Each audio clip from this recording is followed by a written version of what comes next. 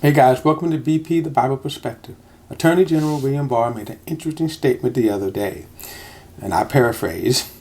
He said, just because something looks bad, or it may seem unseemly, doesn't mean it's a crime. Now that statement kind of shows why Democrats always lose the battle.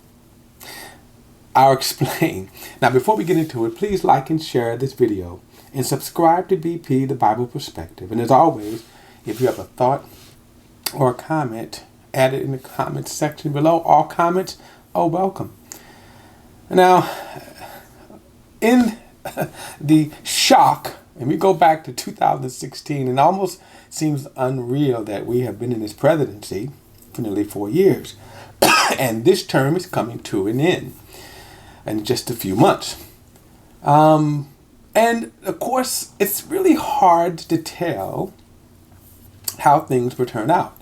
I know how things should turn out. They should really vote him overwhelmingly. That Trump has overwhelmingly showed and displayed his just incompetency to me as the president.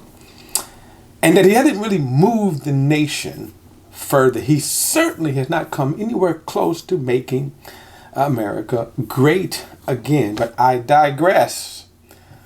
The statement that Attorney General Barr made is very pivotal in understanding why Trump wiggles out of every lasso the Democrats have tried to throw around him. Think about the impeachment. Now, the impeachment people thought was a slam dunk. We got him now. Turned out to be a dud. Even though there were people around Trump who was indicted, pleaded guilty, and some went to jail. But here's the kicker, of course. Now some of them, those cases are being reversed. And they're being released from jail. The outcomes, of course, is a lot different, turning around. So why is that? Trump himself never testified. And the statements that people, and some actions that people thought would lead to not only impeachment, but to the ousting of the president, always failed.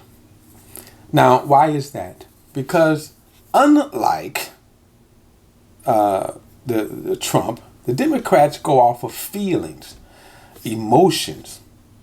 Trump is shrewd. And I'm going to say even the Republican parties are shrewd. They're smarter in that they look at battles more realistically. The Democrats, on the other hand, look at battles from an emotional standpoint. You remember when Donald Trump won the election, right? People were shocked. There was a great SNL skit that kind of shows that with Dave Chappelle and Chris Rock and the cast, how they reacted the night of the election. And it was so funny because it was true. That people were just astounded that he would win. Hillary was astounded that she lost. Why? Because ideology, feeling, emotion. Now Donald Trump, of course, from day one, from his presidency, sought to say, I'm going to do my own thing. This is my presidency. This is my world. This is my oyster. I can do with it what I want. And this is what you find has been the case. Now, the impeachment probably was one of the biggest loss from the public specter, the how things look. That kind of, in a sense, cemented that Donald Trump they're not going to get him. And now with the hiring of Attorney William Barr a couple of years ago, remember, he came in and just basically, he's going to change everything, right? He's sort of the president's personal attorney doing his bidding. But let's stop for a moment, because that's a loaded statement, isn't it? But is it a legal statement? Absolutely not. In other words, remember I told you the Republicans are smart and shrewd? I'm going to explain in a moment why that statement holds true. Now, the Democrats, of course, listen to Donald Trump, and when he does certain things, he doesn't certain things, and it irritates them, right? And I agree. When I saw the president, how he cowers to Russian officials, Putin, right? It is, it's infuriating. But is it illegal? See, that's the key. Let me kind of go back. You hear people say, I'm just an example. You hear people say that Donald Trump filed bankruptcies. Remember, that sparked a long-time feud between Donald Trump and Rosie O'Donnell, in which she said he filed bankruptcies. And he says, I never filed bankruptcies. Now, let me show you the difference right here. You see, Donald Trump personally never filed bankruptcy. What has happened, and this is where his shrewdness come in at. Whenever he does something, right, business ventures, he opens a corporation, right? And I'm going to just simplify it, okay, in terms of his business endeavors. So let's say he has 100 businesses, right? So basically he'll open up 100 corporations. And so when you have that, okay, each corporation is autonomous from one and the other. So if one of the corporations goes bad and he files bankruptcy, it's not Donald Trump filing bankruptcy, it's the corporation that's filing bankruptcy. You see, the point is, so thus he can say, I never filed bankruptcy. Furthermore, think about it. If he's filed bankruptcy several times, and yet his lifestyle has never changed. He still had Trump plane, he still lived in the penthouses with gold, right? Why? Because it was the corporations that filed. My point is, that's where the shrewdness comes in at. That he's able to look and say, how can I do things by the law? Republicans have learned that, by the way. There's certain realities Republicans already know. The Democrats, in my opinion, are too stupid to realize they have the numbers. But guess what? They're going to fight over, I don't like you because you didn't, I'm an Elizabeth Warren fan and you didn't vote for my girl. And the Bernie fans are going to stay home from voting because, they don't like the Elizabeth Warren fans. But here's the thing about the Republicans. They know we don't have the numbers. And this is true. They don't. By the numbers, think about this. Trump lost the popular vote by 3 million votes. So what did that tell you?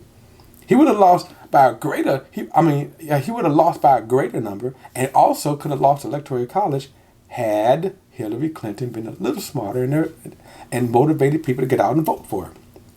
There were so many people who didn't vote. But that's another video.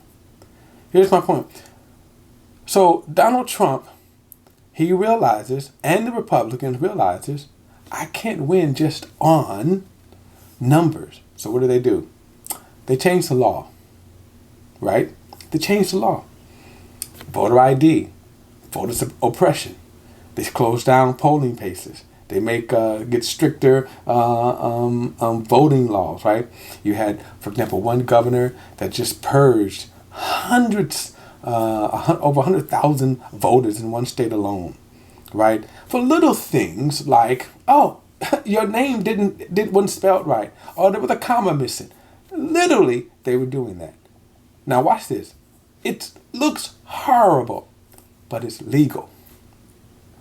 Understand that before Donald Trump would do something, you know what they do? Figuratively, they say, bring me the law. How can we stretch the law? We're going to stay within the law, but how can we stretch the law?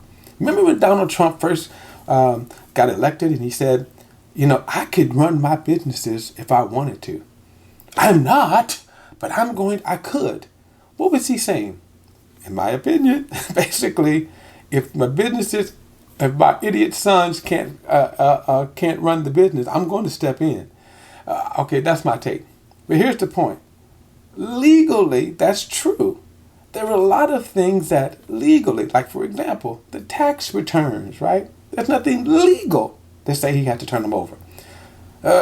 Democrats, on the other hand, worry about how it looks. Well, no other president has ever done that. Donald Trump doesn't care about that.